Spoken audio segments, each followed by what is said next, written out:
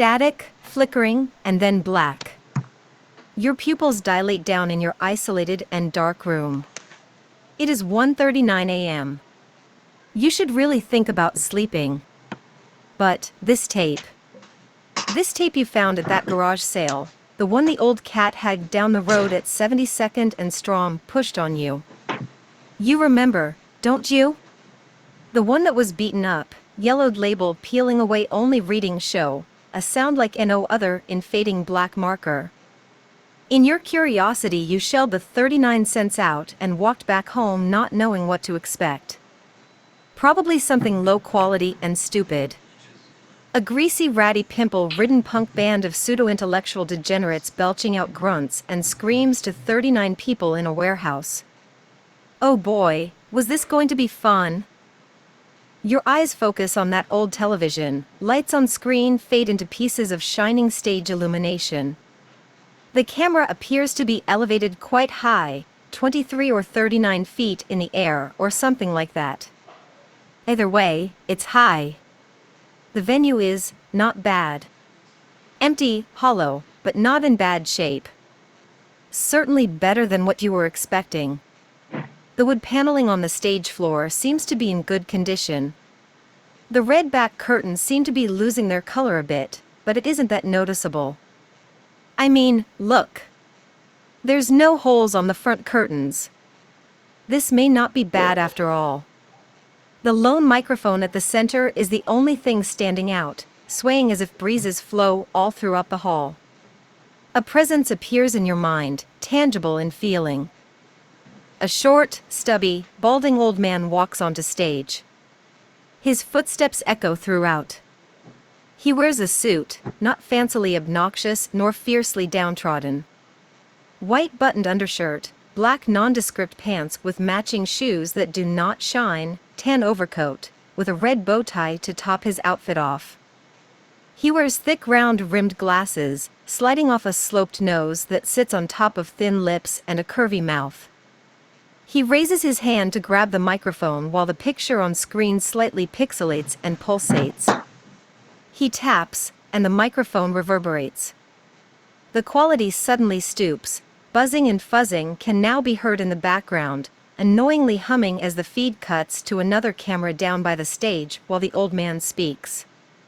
And what does he speak? Contest for talent student. Judge will must impartial be award to great demonstrations as OFS, you mind lighted be turns of? Now there you go again. The crowd laughs while the stage lights tone down and you sit in confusion at the broken English. Wait, the crowd. You hadn't seen a crowd. You rewind. Yeah. There wasn't a crowd. Where the hell did they come from? The camera cuts again to the previous angle and you can make out people sitting in the first couple of rows, moving and chatting amongst themselves. You rewind again, to where the old man walked on stage. The crowd is there. Huh. Your head feels foggy. Anyway, you go back to where you were before and the man keeps talking. During a particularly loud bit of static, he points out a man in the front row. The quality drops once more as the man he was talking about stands up and waves to the crowd, to applause? It sounds like it. Vaguely. Clearly this tape hasn't been taken care of since it was made 39 or some odd years ago. The man walks backstage as a rather nondescript girl walks on stage. From what you make out, she's around 15 or 16 years old, perhaps 10 months added on and perhaps 39 days tacked on as well. So, a school talent show? Interesting. Blonde, pink clothes, ballerina shoes. Nondescript purple emblem on the left breast area. You already know what's coming. Generic-ass ballet music blares and forces you to lower your volume as she prances around and spins to the music. You never gave a shit about ballet, your parents made you go and you hated it. So tedious and tiring, your feet always ached and throbbed and they told you to suck it up. They didn't care, not your teacher nor your parents.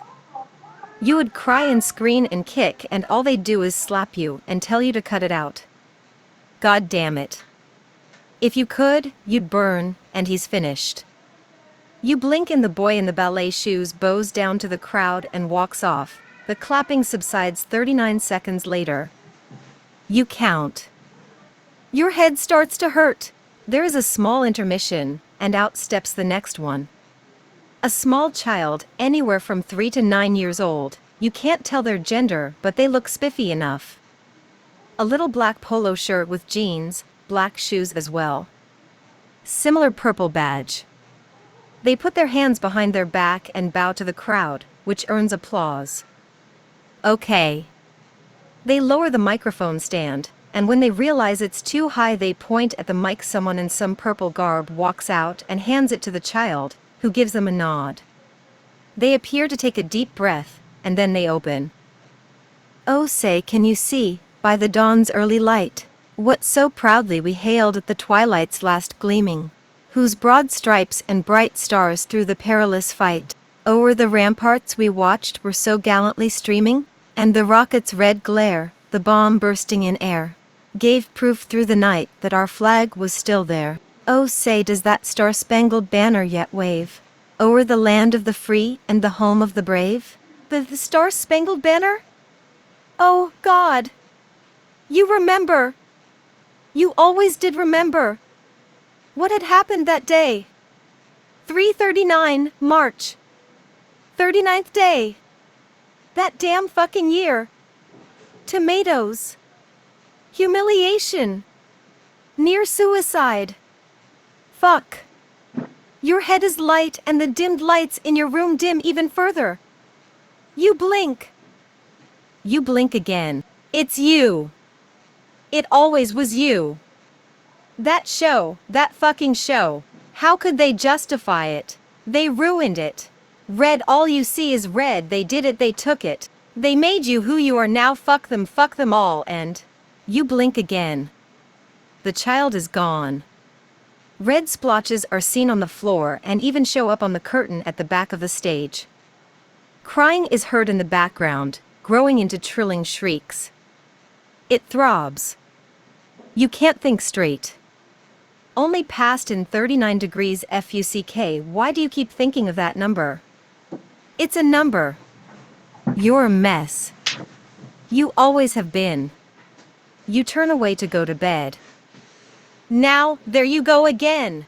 A voice, unfucking mistakable. You wheel around in fury. Dad. Looking straight at the camera. At you. You look angry.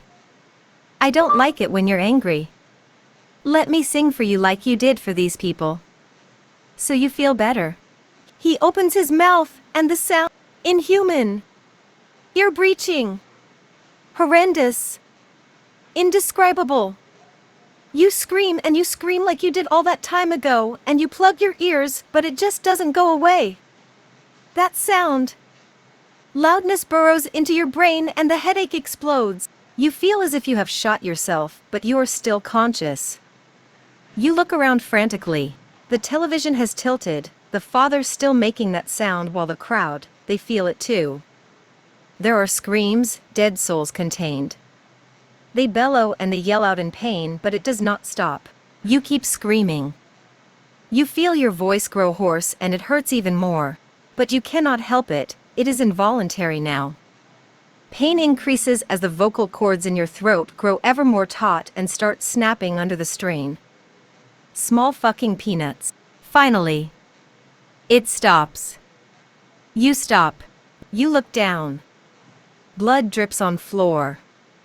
From the throat and from the head. Gun in hand, you crumple. You start to bleed out. The headache has stopped. The last thing you see before your light dims is Dad. 39. What does it mean? Black, then light. You awake and there are people. 39. 39 people. You look around. Sky. White clouds. You look down and you stand on a cloud. Happiness. Finally. You're happy. You're finally satisfied. You run to the people. You don't recognize them. But it doesn't matter. You're happy. At long last, you can smile. The people start singing. Their songs are heavenly. Like nothing else. They burrow into your head and make you calm, at peace. It's wondrous, really. You are finally free. It's overwhelming, but it's good.